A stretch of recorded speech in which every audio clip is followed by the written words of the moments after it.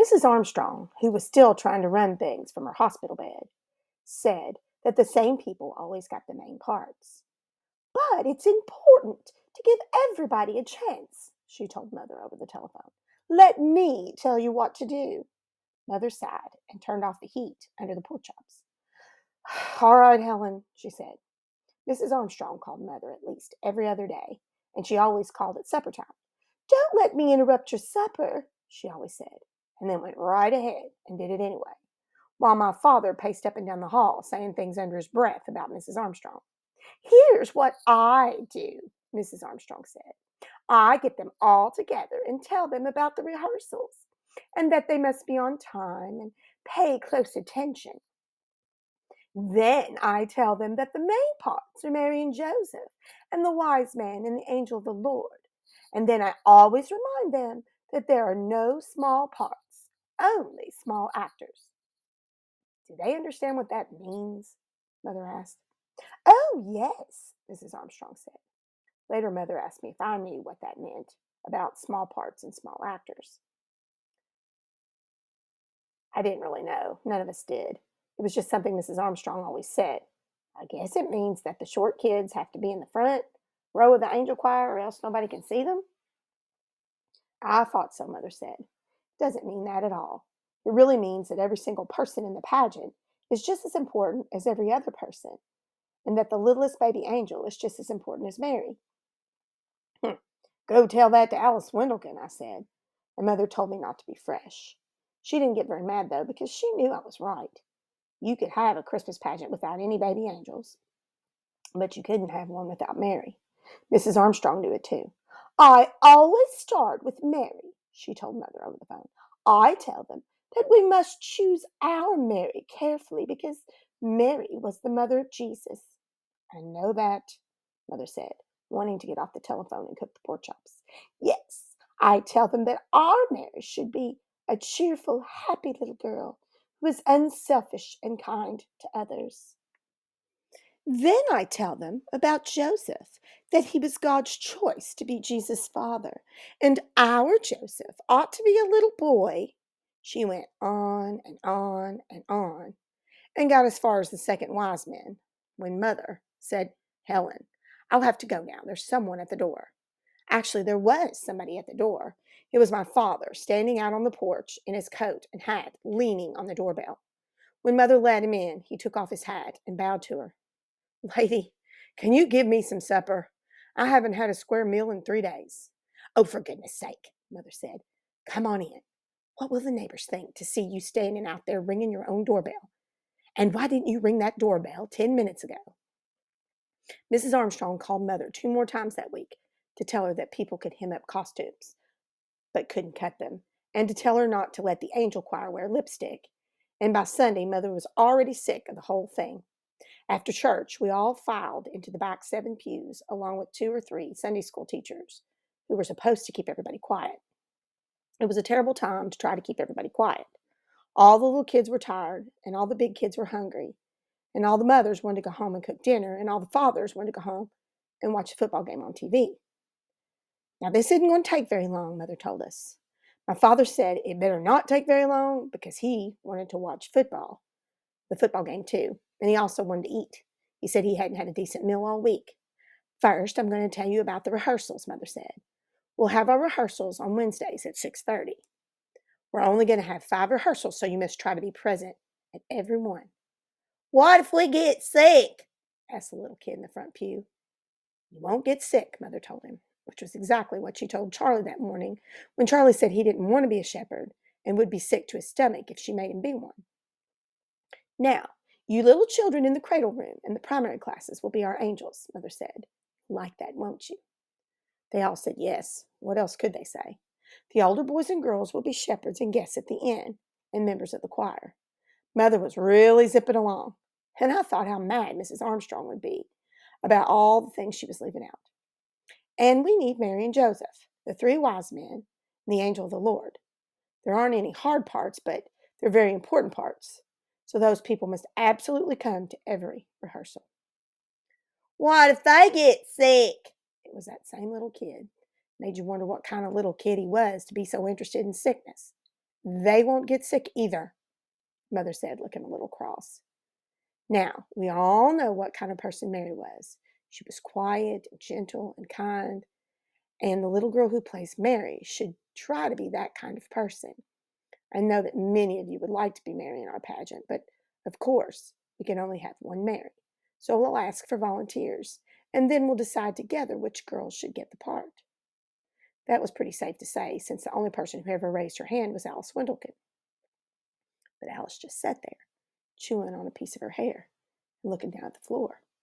And the only person who raised their hand this time was Imogene Herdman. Did you have a question, Imogene? Mother asked. I guess that was the only reason she could think of for Imogene to have her hand up. No, Imogene said. I want to be Mary. She looked back over her shoulder. And Ralph there, he wants to be Joseph. Yeah, Ralph said.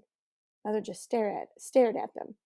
It was like a detective movie when the nice little old gray-haired lady sticks a gun in the bank window and says, Give me all your money. And you can't believe it. Mother just couldn't believe this. Well, she said after a minute, we want to be sure that everyone has a chance. Does anyone else want to volunteer for Joseph? No one did. No one ever did, especially not Elmer Hopkins. But he couldn't do anything about it because he was the minister's son. One year, he didn't volunteer to be Joseph, and neither did anyone else. And afterward, I heard Reverend Hopkins talking to Elmer out in the hallway. You're going to be Joseph, Reverend Hopkins said. That's it. I don't want to be Joseph, Elmer told him. I'm too big and I feel dumb up there. And all those little kids give me a pain in the neck. I can understand that, Reverend Hopkins said. I can even sympathize. But till somebody else volunteers for Joseph, you're stuck with it. Nobody's ever going to do that, Elmer said. I even offered Grady Baker 50 cents to be Joseph, and he wouldn't do it. I'm going to have to be Joseph for the rest of my life. Cheer up, Reverend Hopkins told him. Maybe somebody will turn up. I'll bet he didn't think that somebody would be Ralph Herdman.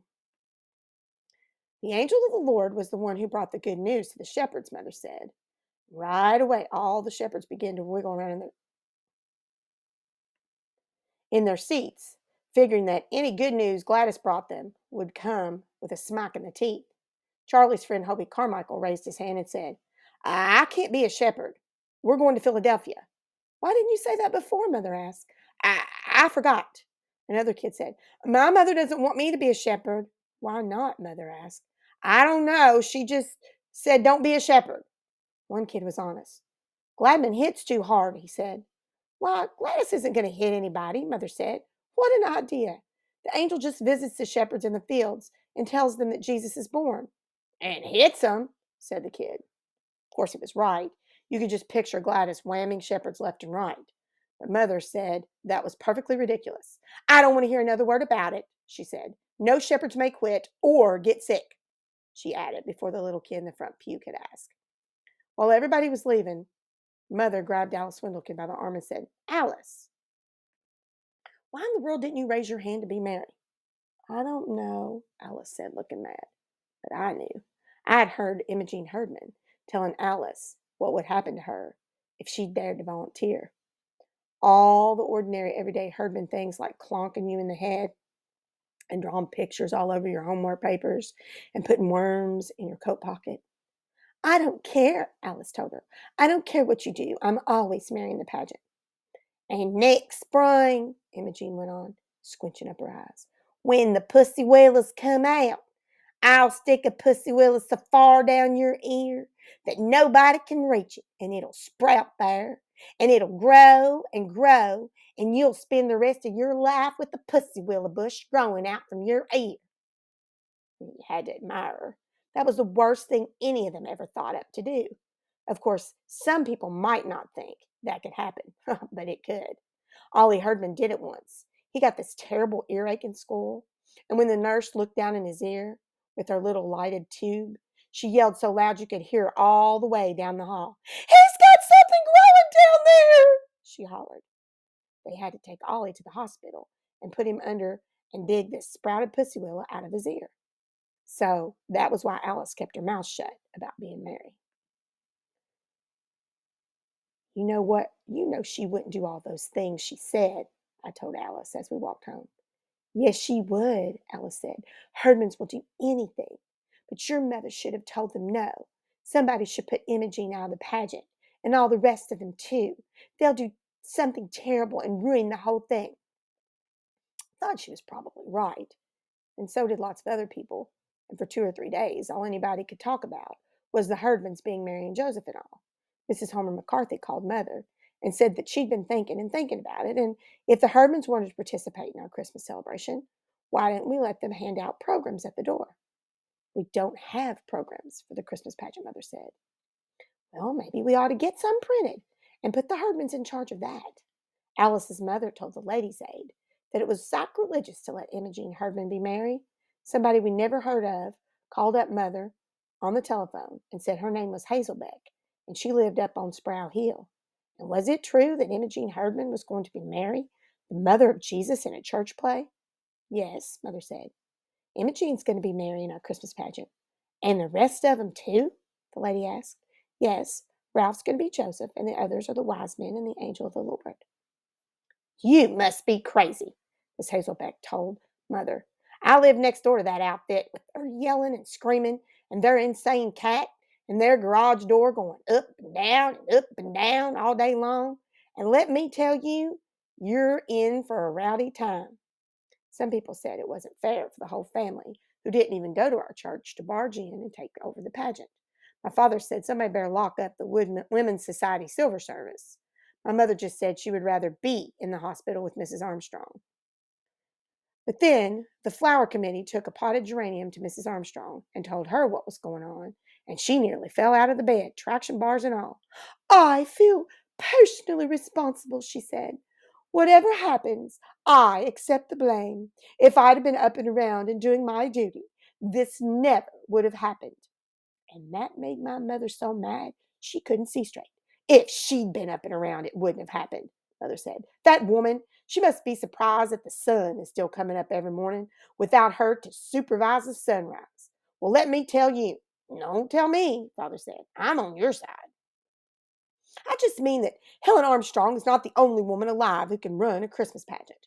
Up till now, I'd made up my mind just to do the best I could under the circumstances. But now, she stabbed a meat fork into the pot roast. I'm going to make this the very best Christmas pageant anybody ever saw, and I'm going to do it with the Herdmans too. After all, they raised their hands and nobody else did, and that's that. And it was too. For one thing, nobody else wanted to take over the pageant, with or without Herdmans. And for another thing, Reverend Hopkins got fed up with all the complaints and told everybody where to get off. Of course, he didn't say go jump in the lake, Mrs. Wendlekin, or anything like that. He just reminded everyone that when Jesus said, suffer the little children to come unto me, Jesus meant all the little children, including the Herdmans. So that shut everybody up, even Alice's mother. And the next Wednesday, we started rehearsals.